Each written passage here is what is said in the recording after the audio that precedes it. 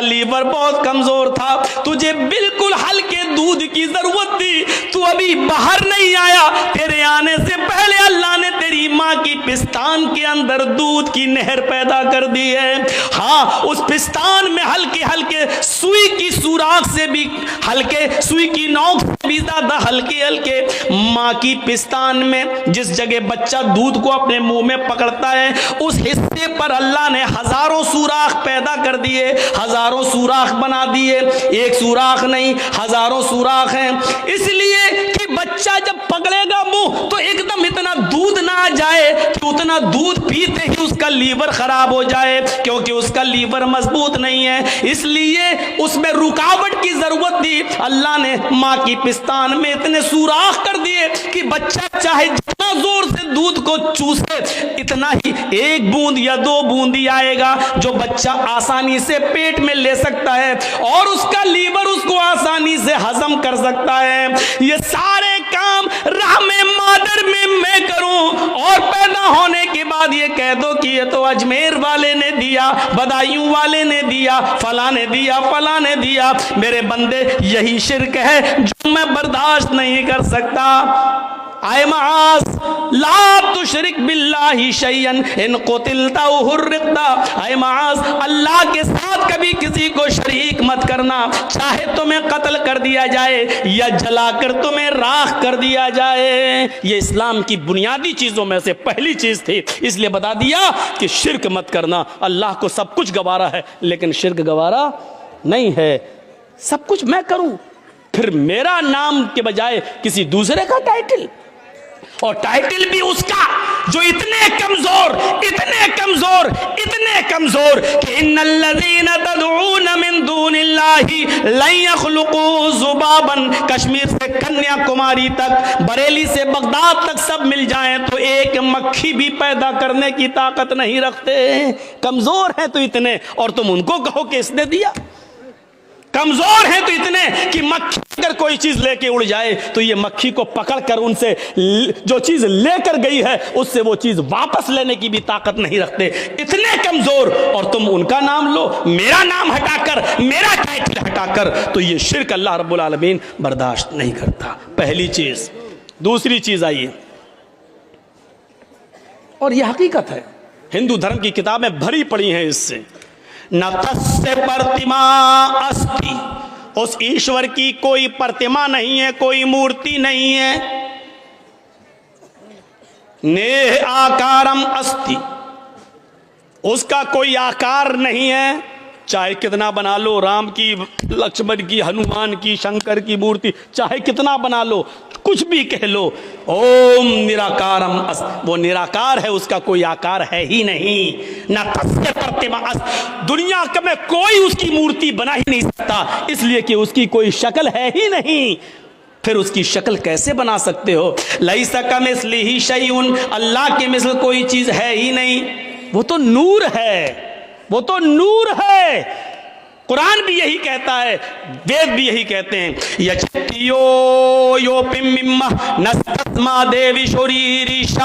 उससे मांगो वही सब कुछ देने वाला है। नस्तस्मा देवी शोरीरिशा, उसके अलावा उसके अतिरिक्त कोई नहीं है जो तुम्हें कुछ भी दे सके। बल्कि देविशो आया, कोई भी देवी देवता तुम्हें कुछ भी नहीं दे सकता। नस्तस्मा देवी शोरीरिशा, उस ईश्वर के, उस अल्लाह के अलावा कोई देवी देवता नहीं जो तुम्हें कुछ भी दे सके। कुछ देने की क्षमता किसी के अंदर नहीं है, जो कुछ भी है वो अल्लाह।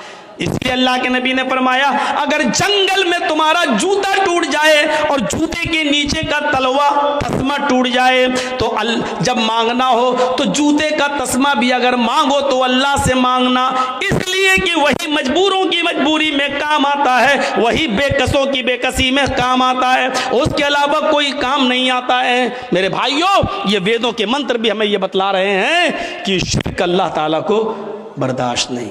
दूसरी चीज, मौजूदा हालात के तहत पहली चीज याद रखना, 5 चीजें अभी मैं गिना रहा हूं। पहली चीज हो गई है, मैं किसी को भी खड़ा करके पूछ सकता हूं कि कौन सी 5 चीजें हैं। 10 तो याद नहीं होंगी, 5 पहले। पहली चीज शिर्क मत करना। दूसरी चीज वला तउकन्न वालिदैक व इन वराकन तखरुज मिन अहलिक व मालिक, ये सुनने के बाद शायद बहुत से बच्चों पर यह बात नागवार गुजरे कि मौलाना माँ बाप का दर्जा इतना बता दिया।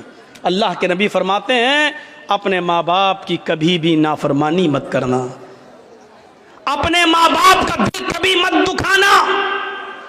आगे वाला जुमला सुनो, वइन अमरा का अन तखरुज मिन अहलिका व मालिक, अगर वो दोनों तुम्हें हुक्म दें कि तुम अपने अहलो अयाल को छोड़ दो और अपना मालो दौलत छोड़ दो, तो उनके हुक्म को मान लेना, यानी अपनी कमाई हुई दौलत छोड़ दो और वो कहें कि घर से निकल जाओ तो घर से निकल जाना, लेकिन इसके बावजूद माँ बाप की नाफरमानी मत करना। इन जुमलों को देख रहे हैं आप? कोई बाप ऐसा नहीं होगा जो अपनी औलाद को अपने घर से निकाल दे और खुद अपनी औलाद से ये कहे कि अपनी बीवी को तलाक दे दे। ऐसे बहुत कम लोग होंगे कि माँ बाप जो अपने बच्चों का घर बिगड़वा दें। लेकिन हजरत इब्राहीम अलैहिस्सलाम ने इस चीज को जिंदा करके दिखाया था। जब वो अपने बेटे इस्माइल से मिलने गए और इस्माइल अलैहिस्सलाम ने कोई शादी कर रखी थी दूसरे इलाके के अंदर, लेकिन उनकी बीवी नाशुक्री कर गई। इब्राहीम अलैहिस्सलाम ने दरवाज़ा खटखटाया तो इस्माइल अलैहिस्सलाम घर में मौजूद न थे। उनकी बीवी ने दरवाज़ा खोला, पहचान नहीं पाई ये कौन है। पूछा जी कौन? कहा ये इस्माइल का घर है जी। वो कहाँ गए? जंगल में गए हैं शिकार के लिए। अच्छा, तुम उनकी बीवी हो? हाँ। घर में गुजर बसर कैसा चल रहा है? हाँ, बहुत बुरा चल रहा है। सुबह खा लो तो शाम को नहीं मिलता, शाम को खा लो तो सुबह नहीं मिलता। इतनी सी बात कही थी। मेरी माँ बहनें सुने, ये बात उनके मतलब की है, सुने। अगर मेरी उर्दू समझ में आ रही है तो वैसे आना चाहिए, टीवी के सीरियल देखती हैं हिंदी वाले तो आना चाहिए। हमसे यूपी में एक मीडिया वाले ने पूछा कि मौलाना आप तो हिंदी उर्दू बोलते हो, तो बंगाल में आपकी तकरीर लोग कैसे समझ जाते हैं? मैंने कहा बंगाल से ज़्यादा तो मेरी बात कहीं समझने वाले हैं ही नहीं, कैसे समझ जाते हैं?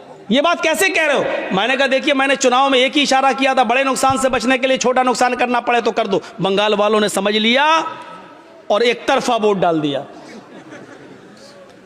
एक तरफा वोट। तो जितनी बात बंगाल के लोग हमारी समझते हैं उतना तो कहीं नहीं समझते। यूपी में देखो कैसी खींचातानी चल रही है। अभी देखिए,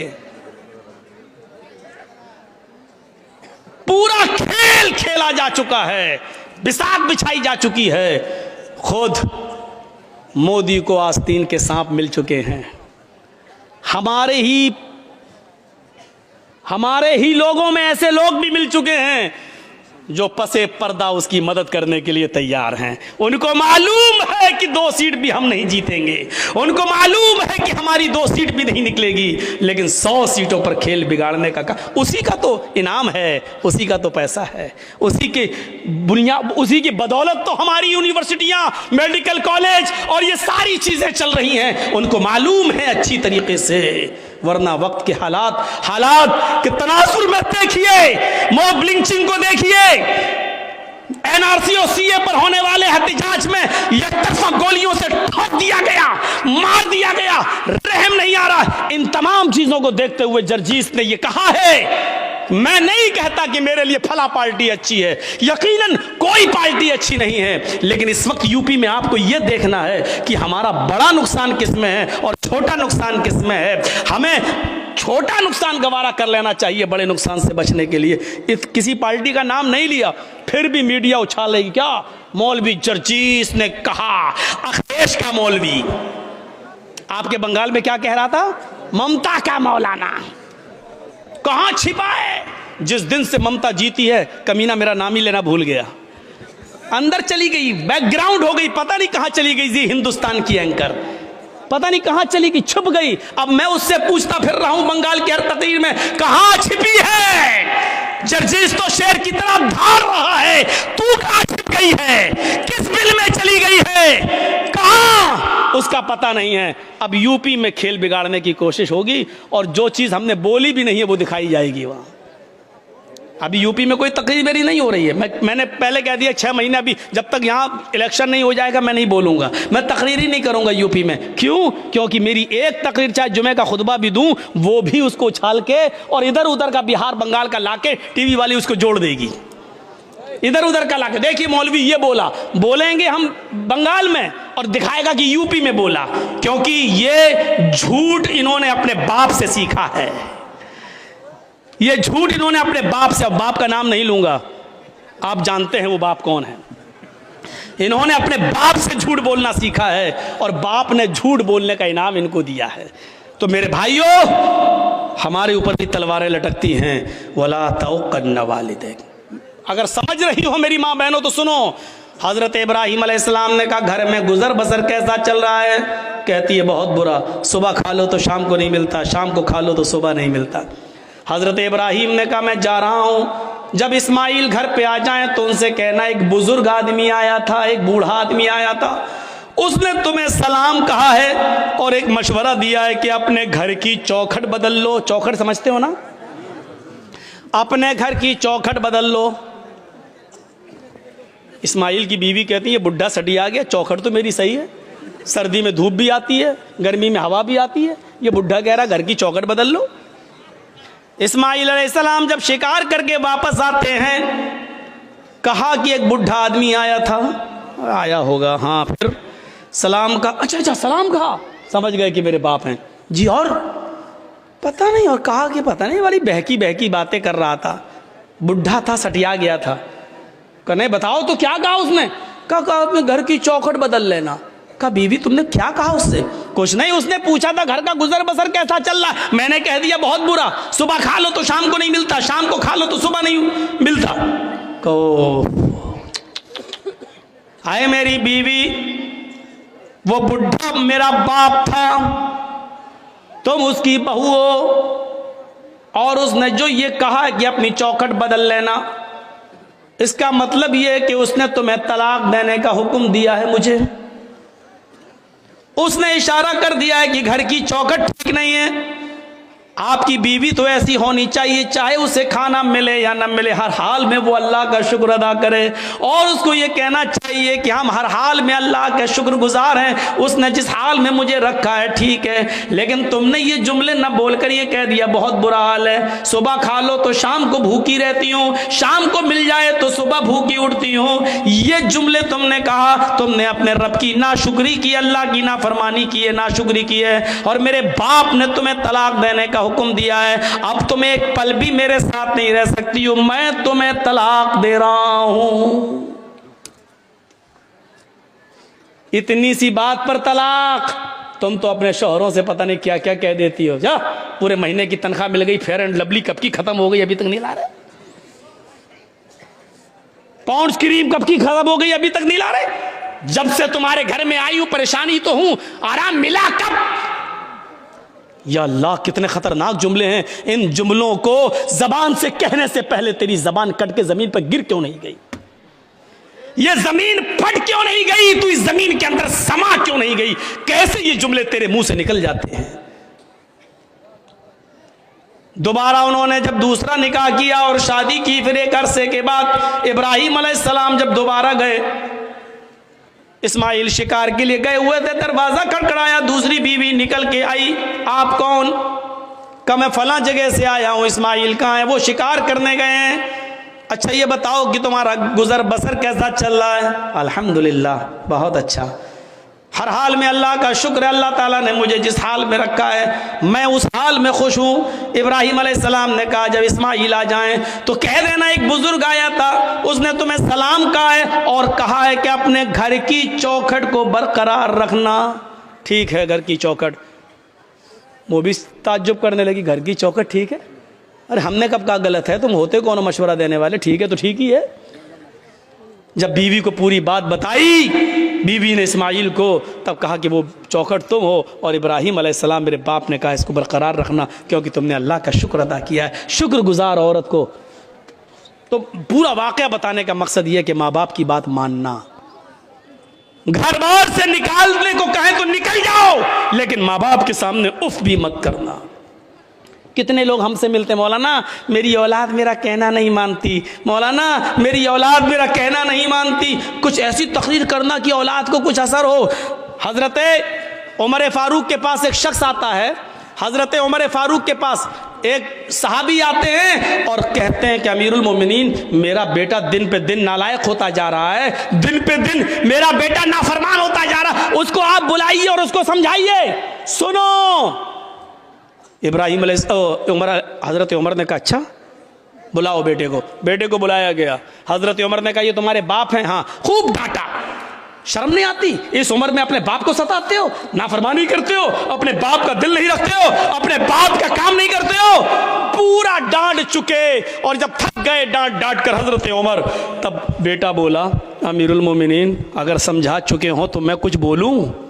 कहाँ बोलो क्या है? अब मेरी भी कुछ सुनेंगे? कि हाँ बिल्कुल तुम्हारी भी सुनेंगे। कहा ये बताइए कि सारे हक बेटे का ही है कि बाप के लिए ये करे? बाप के ऊपर भी कुछ जिम्मेदारियां हैं कि नहीं? कहाँ हैं? का बताइए क्या है? हजरत उमर ने कहा 3 जिम्मेदारियां बाप के ऊपर सबसे पहले आयद होती हैं। पहली जिम्मेदारी है कि जब घर में बच्चा पैदा हो तो उसका अच्छा नाम रखा जाए। दूसरी जिम्मेदारी बाप के ऊपर यह आयद होती है कि जब वो 7 दिन का हो तो उसका अकीका किया जाए। तीसरी जिम्मेदारी बाप के ऊपर यह आयद होती है कि जब उसका बेटा बालिग हो जाए तो उसकी दीनदार और शरीफ घराने में उसका निकाह कर दिया जाए। ये 3 जिम्मेदारी बाप के ऊपर भी आयद होती है।